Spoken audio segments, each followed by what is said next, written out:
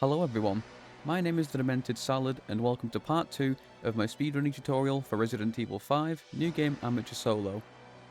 These videos are going to cover one subchapter at a time, and this one will be covering chapter 1-1.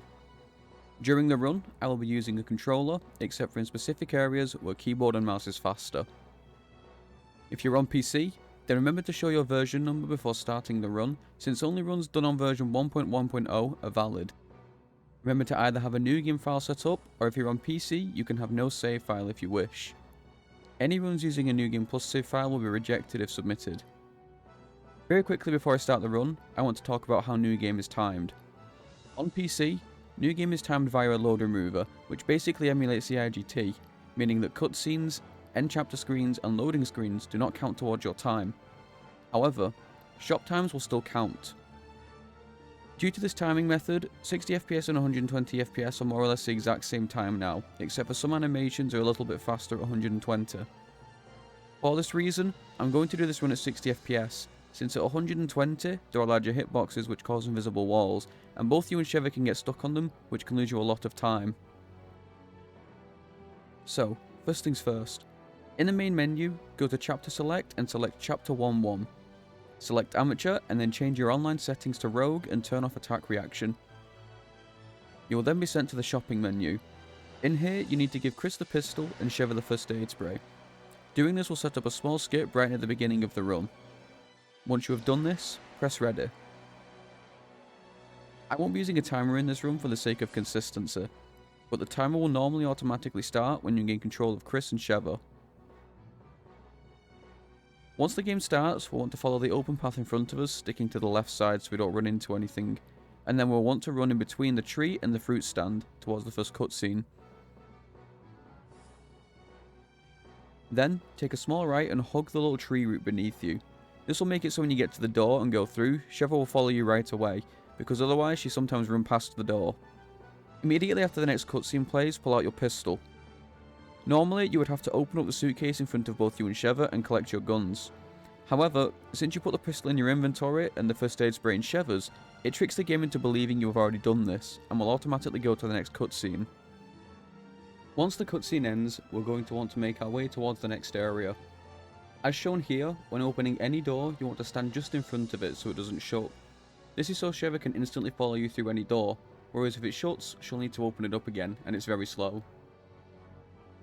Coming up here is where we meet our first Magina. After the cutscene ends, take a very sharp left to slip in between him and the wall. Once through the window, make your way towards the ambush. Skip the cutscene and then run toward the building behind you. Once inside, you will want to pick up both the red herb and the grenade. Then go into Sheva's inventory and take the first aid spray off her so she can't randomly heal you. Jump down into the tunnel and continue to the exit.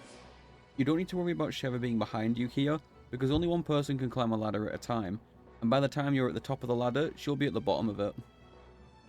Once at the top of the ladder, quickly grab the green herb and then stand to the very far right of the red door. Sheva can interact with doors as long as she is near them, so this just lets her travel less to get to it. Coming up now is what Resident Evil fans would call a cabin section. This refers to a holdout section that is either timed or kill based, and references the cabin holdout section in Resident Evil 4, hence the name.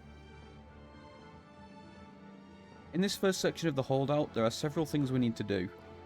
Firstly, we need to collect all of the items around this building, which includes pistol ammo, a herb, and a grenade. The grenade is in a green fruit pile next to the window. Once you've grabbed that, we want to push the shelf to our right towards the window. This will stop enemies coming from attacking us from this side later on. After this, head outside and start killing enemies. The first section of this holdout lasts around 2 minutes from the moment the cutscene finishes, so we spend most of our time killing enemies outside to try and gather extra money, ammo, or grenades.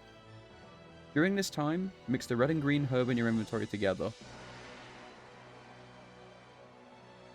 The sequence will be close to ending once Chris contacts Kirk. When this happens, you'll want to stand around the area where I'm stood and send Sheva into attack mode, and try to keep her there until the next cutscene.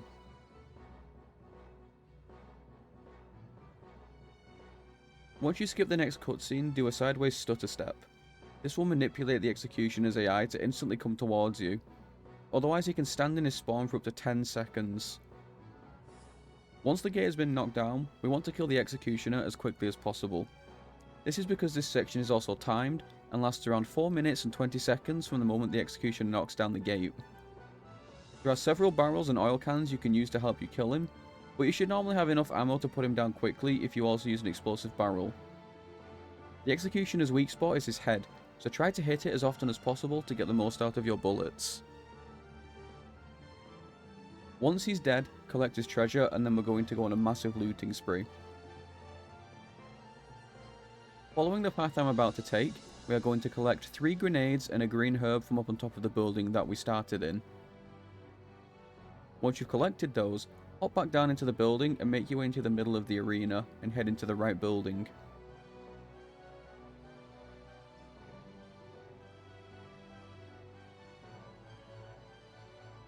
Here we are going to mix 2 of our green herbs together, pick up some machine gun ammo, a grenade, and an incendiary grenade.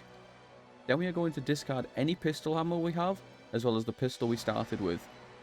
If you don't have room for the grenades before this, just discard the pistol and ammo earlier.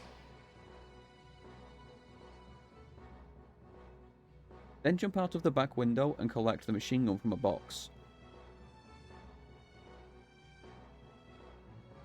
Take a left and collect the grenade from inside of a green fruit pile, and continue into the building in front of you through the window and take the machine gun ammo from a drawer to your left. Then head outside through the front door. Now we are going to manipulate RDA to make the game easier for us.